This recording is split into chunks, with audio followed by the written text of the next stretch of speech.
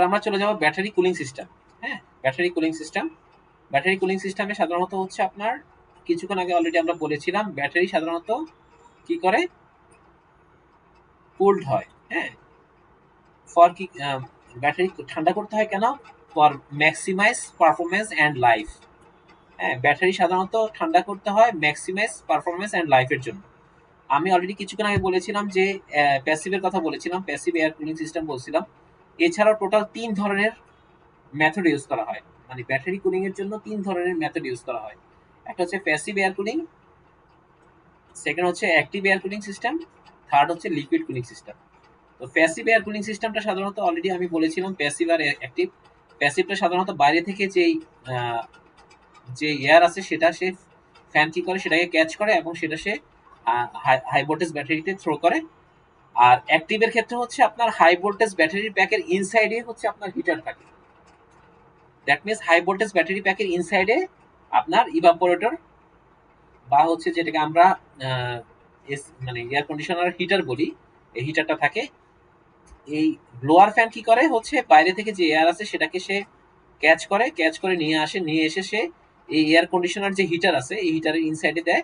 এই হিটার কি করে, এই এয়ারটাকে ঠান্ডা করে, কোল্ড করে। হ্যাঁ, ঠান্ডা করে হচ্ছে সে হচ্ছে ব্যাটারি প্যাকে এটাকে থ্রো করে এবং ব্যাটারি প্যাক ঠান্ডা হয়, দেন হচ্ছে এই এয়ারটা ব্যাটারি প্যাককে ঠান্ডা করে বের হয়ে চলে আসে।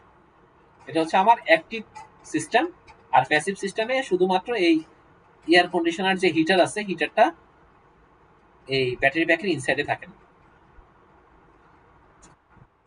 মেথড আছে আমরা অলরেডি বলেছিলাম লিকুইড কুলিং সিস্টেম।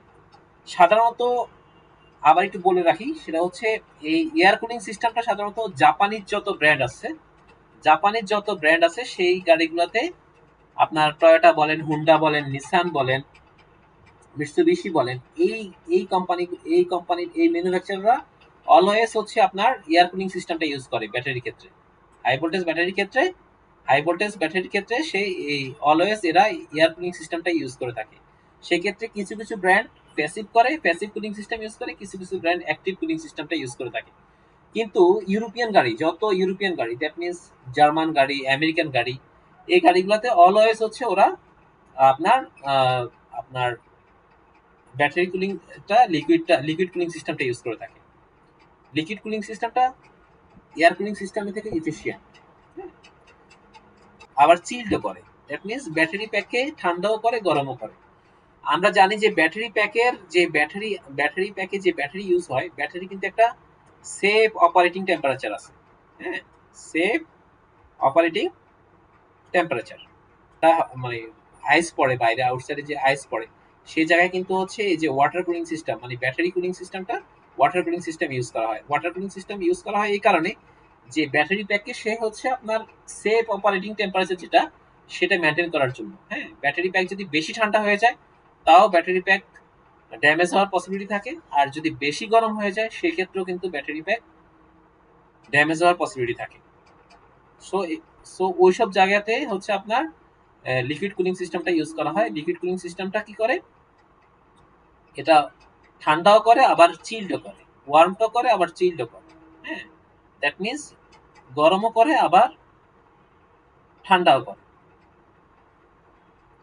আর এই ক্ষেত্রে এই ধরনের কুলিং সিস্টেমে মানে ব্যাটারি কুলিং সিস্টেমে সাধারণত কুলেন্ট ইউজ করা হয়। আমাদের যেরকম ইঞ্জিনের যে কুলেন্ট থাকে, রেডিয়েটর কুলেন্ট, এরকম এই ধরনের ব্যাটারি কুলিং সিস্টেমে আলাদা কুলেন্ট রিজার্ভার থাকে এবং কুলিং সিস্টেম থাকে।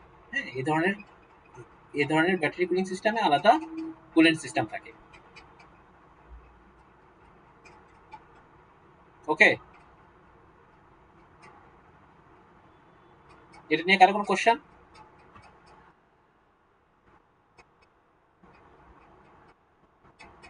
স্ট্যান্ডার্ড হচ্ছে আপনার লিথিয়াম আয়নের ক্ষেত্রে 35 থেকে 50 ডিগ্রি সেন্টিগ্রেড।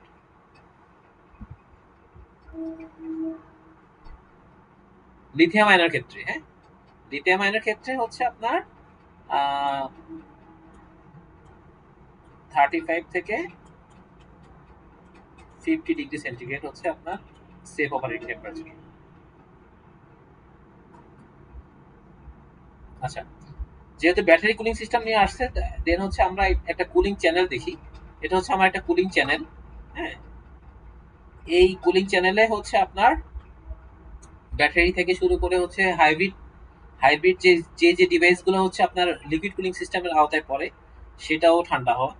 যেমন হচ্ছে আপনার এটা বোঝানোর স্বার্থটা হচ্ছে, এটা দেখানোর স্বার্থটা হচ্ছে এখানে দেখেন, এখানে ডেডিকেটেড কিন্তু যেই গাড়িতে ব্যাটারি কুলিং সিস্টেম থাকবে, মানে লিকুইড কুলিং সিস্টেম থাকবে ব্যাটারিতে, সেই গাড়িতে ব্যাটারির জন্য আলাদা ডেডিকেটেড কুলিং চ্যানেল থাকবে। হ্যাঁ, dedicated cooling channel. That means আমার ইঞ্জিনের যে কুলিং চ্যানেল আছে, মানে আইসি ইঞ্জিন, যেটাকে ইন্টারনাল কনভার্সন ইঞ্জিন বলি, সেই আইসি ইঞ্জিনের কুলিং চ্যানেলের সাথে এই কুলিং চ্যানেল টোটালি আলাদা। হ্যাঁ, এটার জন্য ডেডিকেটেড কুলিং চ্যানেল থাকে।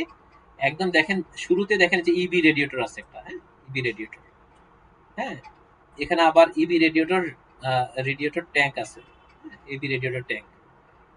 এবং দেখেন এই এই কুলেন্টটা হচ্ছে আপনার ফ্লো হয়, এখানে হচ্ছে আপনার ইলেকট্রিক্যাল ওয়াটার পাম্প থাকে। হ্যাঁ, ইলেকট্রিক্যাল ওয়াটার পাম্প। হ্যাঁ, যেহেতু ইঞ্জিনের যে ডেডিকেটেড ওয়াটার পাম্প সেটা তো মেকানিক্যাল ওয়াটার পাম্প, কিন্তু এইটা যেহেতু ইলেকট্রিক্যাল পোর্শনকে সে ঠান্ডা করবে, সেই জন্য এটার জন্য ডেডিকেটেড ইলেকট্রিক্যাল ওয়াটার পাম্প থাকে, যেটাকে ইডাব্লিউপি বলা হয়। হ্যাঁ, ইডাব্লিউপি ইডাব্লিউপি বলা হয়, ইলেকট্রিক্যাল ওয়াটার পাম্প। দেন ইলেকট্রিক্যাল ওয়াটার পাম্প কি করে, এটাকে যেই কুলিং চ্যানেল আছে, চ্যানেল বলতে এই এখানে যে কুলিং চ্যানেলটা দেখানো হয়েছে এটা হচ্ছে একটা প্লাগ ইন হাইব্রিড, যেটাকে আমরা পিএইচইবি বলি। পিএইচইবি, প্লাগ ইন হাইব্রিড ইলেকট্রিক ভেহিকেলের একটা কুলিং চ্যানেল দেখানো হয়েছে।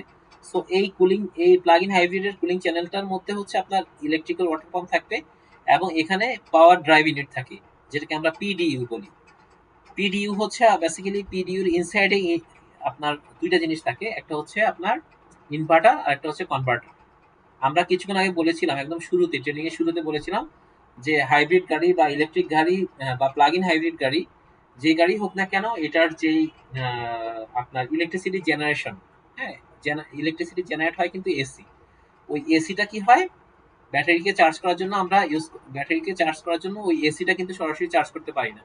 ওই এসিটাকে কি করি আমরা, ডিসিতে কনভার্ট করি, ডিসিতে কনভার্ট করে আবার হচ্ছে ব্যাটারি প্যাককে চার্জ করি। কিন্তু ব্যাটারি প্যাক থেকে যখন আমরা এই এনার্জিটা, ইলেকট্রিক্যাল এনার্জি যখন আমরা ইউজ করব, তখন কিন্তু এটাকে আবার এসিতে ট্রান্সফার করতে হবে। কারণ আমার যে মোটর আছে, মোটর হচ্ছে আপনার এসি মোটর, মানে যে মোটর দিয়ে হচ্ছে আপনার হাইব্রিড ইলেকট্রিক ভেহিকেল বা প্লাগ ইন হাইব্রিড ভেহিকেল চলে বা চাকা চলে, সেই মোটর কিন্তু হচ্ছে এসি মোটর। তো যেহেতু এসি মোটর, সেই ক্ষেত্রে ব্যাটারি প্যাকের মধ্যে ডিসি থাকে, ডিসিটাকে আবার কি করা হয়, এসিতে ট্রান্সফার করতে হয়, এসিতে কনভার্ট করে দেন হচ্ছে এই এসিটাই সাধারণত আমরা মোটর ইউজ করে থাকি। সো এখানে দেখেন এই গাড়িতে হচ্ছে এই যে পিডিইউ থাকে, পাওয়ার ড্রাইভ ইউনিট যেটাকে বলা হয়, পাওয়ার ড্রাইভ ইউনিটের মধ্যে ইনভার্টার এন্ড কনভার্টার থাকে। এই ইনভার্টার হচ্ছে আপনার এসি কে ডিসি করে, আর ইনভার্টার হচ্ছে এসি কে ডিসি করে, আর কনভার্টার হচ্ছে ডিসি কে এসি করে। হ্যাঁ, দেন হচ্ছে যেহেতু এটা প্লাগ ইন হাইব্রিড, আমি অলরেডি বলেছিলাম প্লাগ ইন হাইব্রিডের ক্ষেত্রে যেটা হয় সেটা হচ্ছে আমার বাসা বাড়ি বা হাউস হোল্ড, মানে যে ইলেকট্রিসিটি আমরা বাসা বাড়িতে ইউজ করি, সেই ইলেকট্রিসিটি দিয়েই কিন্তু আমরা ব্যাটারি প্যাককে চার্জ করতে পারি। তো সেই জন্য এটা এখানে একটা অনবোর্ড চার্জার থাকে, যেটাকে আমরা ওবিসি বলি। হ্যাঁ, অনবোর্ড চার্জার। এই অনবোর্ড চার্জারও কিন্তু এই লিকুইড কুলিং সিস্টেমে ঠান্ডা হয়। হ্যাঁ, দেন হচ্ছে এটা আপনার ঘুরে এটা যদি হাই ভোল্টেজ ব্যাটারিও লিকুইড কুলিং সিস্টেম হয়, সেক্ষেত্রে হাই ভোল্টেজ ব্যাটারি হয়ে সেটা আবার যে ইবি রেডিয়েটরে আবার রিটার্ন হয়।